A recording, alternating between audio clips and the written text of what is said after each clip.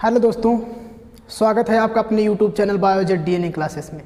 तो इससे पहले हम अमाशय और लीवर के बारे में पढ़ चुके थे। आज हम पढ़ेंगे अग्नाशय के बारे में। तो आपको पता था, आपको बताया भी गया है नेक्स्ट वीडियो में कि मानव के शरीर में सबसे बड़ी अंतःस्रावी ग्रंथि कौन सी है। तो मानव के शरीर में सबसे बड़ी अंतःस्रावी ग्रंथि लीवर है, यकृत है ना। तो उसी तरीके से मानव शरीर के अंदर पाई जाने वाली यह दूसरी सबसे बड़ी ग्रंथि है। तो आज हम अग्नाशय के बारे में पढ़ेंगे। तो आप हेडिंग डाल लीजिए अग्नाशय और उसमें लिखिए यह मानव शरीर की दूसरी सबसे बड़ी ग्रंथि है। यह मानव शरीर की दूसरी सबसे बड़ी ग्रंथि है जो अंतःस्रावी व बहिःस्रावी दोनों प्रकृति की होती है। मानव के अग्नाशय में जगह जगह कोशिकाएं एकत्रित होकर के गुच्छे नुमा संरचनाएं बना लेती हैं, जिन्हें हम लैंगरहैंस द्वीपिकाएं कहते हैं। लैंगरहैंस द्वीपिकाएं कहते हैं। तो देखिए क्या होता है कि मानव के अग्नाशय में जगह जगह कोशिकाएं ना एकत्रित होकर के ऐसे गुच्छे की नुमा संरचना बना लेती है। जैसे साइकिल में गुच्छा लगता है, कुछ इस तरीके से वो गुच्छे की नुमा संरचना बना लेती हैं, जिसे हम लैंगरहैंस द्वीपिकाएं कहते हैं। ठीक, तो जिसे हम लैंगरहैंस द्वीपिकाएं कहते हैं। अग्नाशय में अल्फा बीटा, आप लिखोगे अग्नाशय में अल्फा बीटा व गामा कोशिकाएं पाई जाती हैं। मानव में अग्नाशय में अल्फा बीटा व गामा कोशिकाएं पाई जाती हैं। ठीक, जिनसे इंसुलिन व ग्लूकागॉन नामक हार्मोन्स स्रावित होते हैं। ठीक, तो अल्फा बीटा व गामा कोशिकाएं पाई जाती हैं जिनसे हार्मोन्स स्रावित होते हैं। कौन कौन से? इंसुलिन व ग्लूकागॉन नामक हार्मोन्स स्रावित होते हैं। ठीक, तो और उसके आगे लिखिए अग्नाशय से निकलने वाले रस को अग्नाशयी रस कहा जाता है। अग्नाशय से निकलने वाले रस को अग्नाशयी रस कहा जाता है। ठीक, जिस तरीके से यकृत से निकलने वाले रस को पित्तरस कहा जाता था, जो यकृत पित्तरस का निर्माण करता था उसे हम पित्तरस कहते थे और पित्ताशय में एकत्रित होता था। उसी तरीके से अग्नाशय से जो रस निकलते हैं, जो पदार्थ निकलते हैं, उसे हम अग्नाशयी रस कहते हैं। ठीक, उसके आगे और लिखिए अग्नाशय से निकलने वाले रस को अग्नाशयी रस कहते हैं, जिसमें एमाइलेज, स्ट्रिप्सिन व ट्रिप्सिन नामक एंजाइम पाए जाते हैं जो प्रोटीन को कार्बोहाइड्रेट के अपघटन में सहायक होते हैं।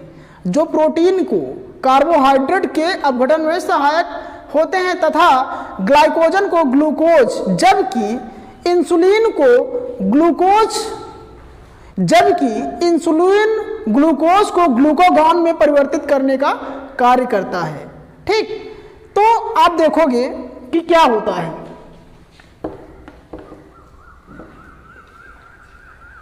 तो एंजाइम्स पाए जाते हैं जो प्रोटीन और कार्बोहाइड्रेट के अपघटन में सहायक होते हैं। ठीक, तो ये जो एंजाइम्स पाए जा रहे हैं माइलेज, स्ट्रिप्सिन और ट्रिप्सिन, ये प्रोटीन और कार्बोहाइड्रेट्स के अपघटन में सहायक होते हैं तथा ग्लाइकोजन को ग्लूकोज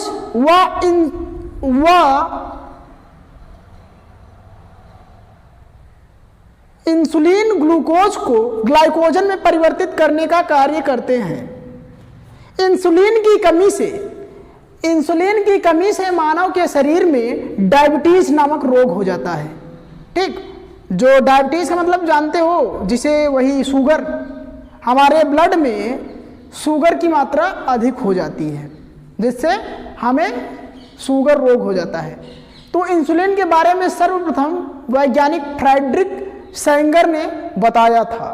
ठीक, तो वैज्ञानिक सेंगर, अब देखो इंसुलिन जो शुगर होता है ये दो प्रकार का होता है, एक आइडिडियम और एक एनआइडिडियम। इंसुलिन, आईडीडीएम का पूरा नाम है इंसुलिन डिपेंडेंट डायबिटीज मिलेट्स, और एनआईडीडीएम का मतलब पूरा नाम है non insulin dependent diabetes millets. जो आईडीडीएम है इंसुलिन डिपेंडेंट डायबिटीज मिलेट्स, ये 18 वर्ष से कम के बच्चों को होता है, और जो एनआईडीडीएम है नॉन इंडिपेंडेंट डायबिटीज मिलेट्स, ये 18 वर्ष से अधिक आयु वाले लोगों में होता है। तो इंसुलिन के बारे में सर्वप्रथम फ्रेडरिक सैंगर ने बताया था, इसकी खोज के लिए इन्हें नोबेल पुरस्कार से सम्मानित भी किया गया था। तो ठीक, तो आइए हम नेक्स्ट हेडिंग डालते हैं, छोटी आंत। ठीक, रोक दे। इसके बाद आप हेडिंग डालेंगे, तो आप इसके बाद हेडिंग डालिए स्मॉल इंटेस्टाइन, छोटी आंत। ठीक, तो अब इसके बारे में हम पढ़ेंगे। तो चैप्टर का टॉपिक यही चल रहा है, मानव में पाचन तंत्र, जय प्रक्रम चैप्टर चल रहा है। ठीक है, तो अब हम पढ़ेंगे छोटी आंत के बारे में। तो आप पहले लिख लीजिए, उसके बाद मैं समझा देता हूं आपको।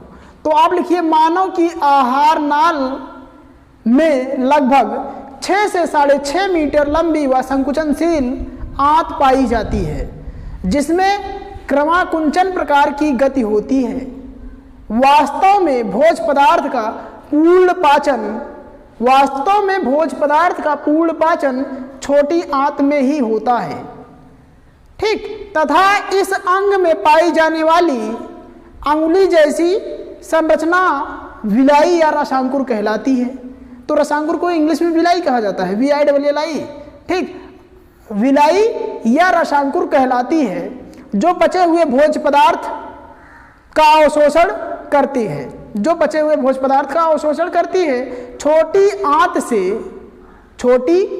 से आती रस स्रावित होता है। जिस तरीके से आपने देखा कि अग्नाशय से अग्नाशयी रस स्रावित होता है, उसी तरीके से छोटी आंत से आती रस स्रावित होता है। जाहिर सी बात है, जब आंत से स्रावित हो रहा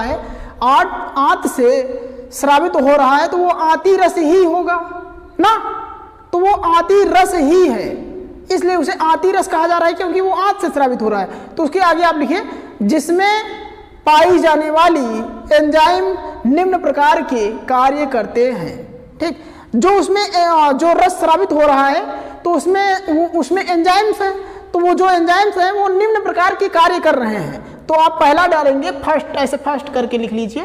पहला है पाया जाने वाला माल्टोज एंजाइम, अर्थात छोटी आंत में पाया जाने वाला माल्टोज एंजाइम माल्टोज को ग्लूकोज में परिवर्तित करता है। माल्टोज एंजाइम जो है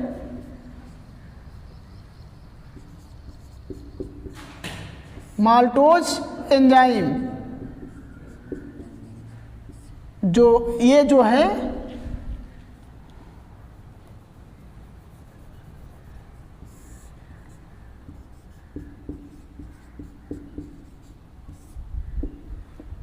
माल्टोज एंजाइम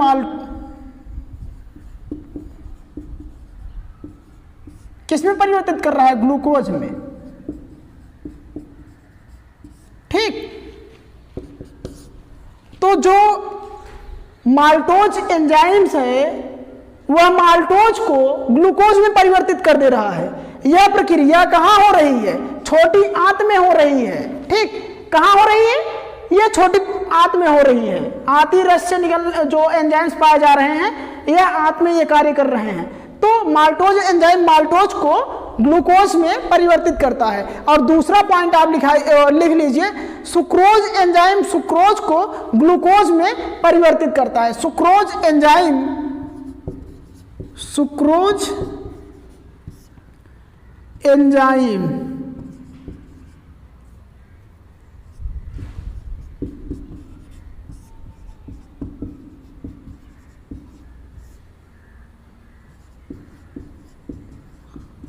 तो ये देखिए, ये जो सुक्रोज एंजाइम है, यह सुक्रोज को ग्लूकोज में परिवर्तित कर रहा है। सुक्रोज एंजाइम जो है, यह सुक्रोज को ग्लूकोज में परिवर्तित कर दे रहा है। और आप तीसरा लिखोगे, तीसरा पॉइंट बनाओगे कि लाइपेज एंजाइम वसा को ग्लिसरॉल में परिवर्तित करता है। लाइपेज एंजाइम जो है वह वसा को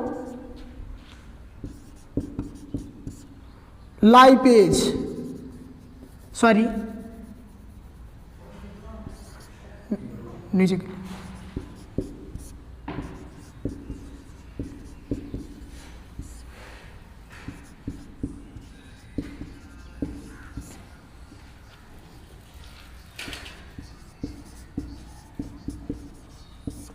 ठीक। तो आंत में पाई जाने वाली जो ये लाइपेज एंजाइम है, ये वसा को ग्लूकोज में परिवर्तित करता है। ठीक, तो इसको आप लिख लीजिए। उसके बाद आपकी नेक्स्ट हेडिंग है बड़ी आंत।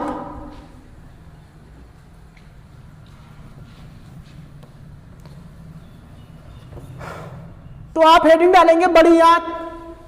तो आपको मैंने पहले ही बताया है कि पाचन से संबंधित सारी की सारी प्रक्रियाएं कहां पे संपन्न होती हैं। तो पाचन से संबंधित सारी की सारी प्रक्रियाएं छोटी आंत में संपन्न होती हैं। बड़ी आंत में पाचन से संबंधित कोई भी प्रक्रिया नहीं होती है। तो आप लिखोगे कि आहार नाल में पाई जाने वाली बड़ी आंत की लंबाई 1.5 से 2 मीटर होती है। बड़ी आंत में पाचन से संबंधित कोई भी प्रक्रिया नहीं होती है। बड़ी आंत छोटी आंत के द्वारा पाचित जो भोज्य पदार्थ होता है, उसमें से जो अपच होता है वह छोटी आंत के शेषांत्र वाले भाग से बड़ी आंत के सीकम वाले पार्ट में पहुंचता है। तो वो जो अपच भोज्य पदार्थ है उसमें से जल का अवशोषण बड़ी आंत में होता है। ओनली वन जल का अवशोषण, जो अपच भोज्य पदार्थ है उसमें से जो जल का अवशोषण होता है वो बड़ी आंत में होता है, और बड़ी आंत में कोई भी प्रक्रिया नहीं होती है। तो आप लिखोगे कि बड़ी आंत में अपच भोज्य पदार्थ से जल का अवशोषण होता है। बड़ी आंत में क्रमाकुंचन प्रकार की गति होती है, यह अत्यधिक संकुचनशील होता है। बड़ी आंत से अपच भोज्य पदार्थ क्रमाकुंचन गति के द्वारा शरीर से बाहर मल के रूप में बाहर परित्याग कर दिया जाता है। ठीक, तो अब देखो हम फिगर के माध्यम से आपको समझा देते हैं एक बार।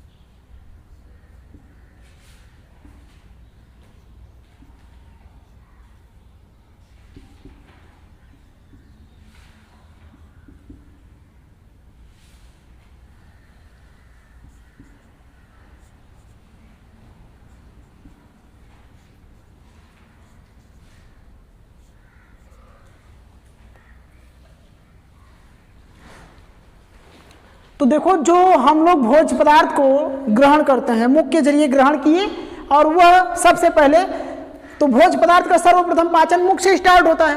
तो भोजन को हमने मुख में चबाया, उसके बाद उसमें लार वगैरह मिक्स हुआ तो वो बोलस के रूप में हमने उसको अंदर निगल लिया, तो वह ग्रसनी और ग्रहणी के माध्यम से होते हुए अमाशय में पहुंचा। अमाशय में उस भोज्य पदार्थ में 12 प्रकार के एंजाइम्स मिलाए जाते हैं। उसके साथ साथ अमाशय में भोज्य पदार्थ में HCl हाइड्रोक्लोरिक एसिड भी मिलाया जाता है ताकि भोजन के साथ आए हुए सूक्ष्म जीवाणु नष्ट हो जाएं। और भोजन अमाशय में लगभग 4 घंटे रुकता है, तो भोजन सड़े ना इसलिए वहां पे हाइड्रोक्लोरिक एसिड मिलाया जाता है। ठीक, तो उसके बाद वहां से भोजन होते हुए छोटी आंत में पहुंचता है। तो छोटी आंत में पाचन से संबंधित सारी की सारी प्रक्रियाएं इसी में होती हैं। तो आपको पहले बताया गया कि छोटी आंत की दीवारों पर अंगुली सदृश संरचनाएं पाई जाती हैं, जिसे हम विलाई कहते हैं, विलाई हिंदी में रसांकुर। और भोजन से पाचन से भोजन का पूर्ण पाचन छोटी आंत में होता है।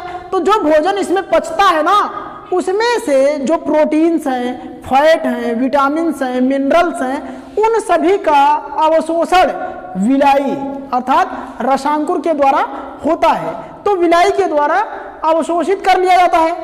तो उसमें से जो अपच भोज्य पदार्थ होता है, जो अपच होता है हमारे शरीर में, जो अपच भोज्य पदार्थ होता है, वह अब इन सभी प्रक्रियाओं से होते हुए वह बड़ी आंत के सीकम वाले पार्ट में, ये वाला जो पार्ट है इसको सीकम बोला जाता है, सीकम।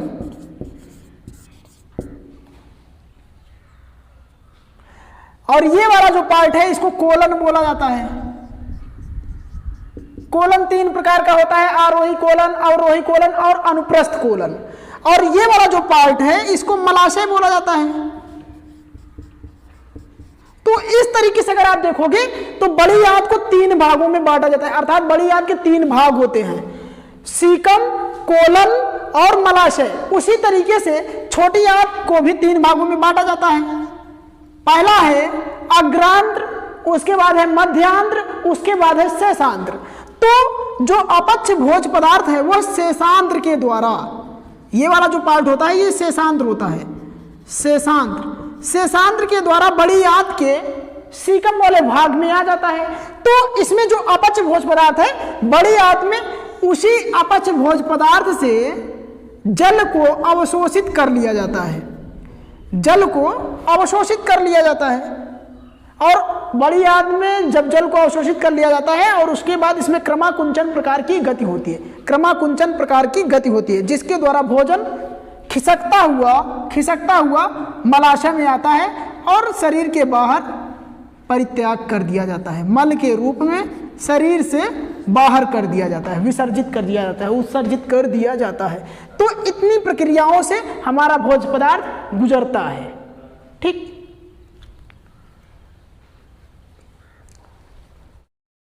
तो इसी के साथ आपका मानव में पाचन तंत्र टॉपिक समाप्त होता है। अब इसके बाद आपका चलेगा मानव में श्वसन, अर्थात अब चलेगा श्वसन तंत्र। तो नेक्स्ट टॉपिक आपकी होगी श्वसन तंत्र।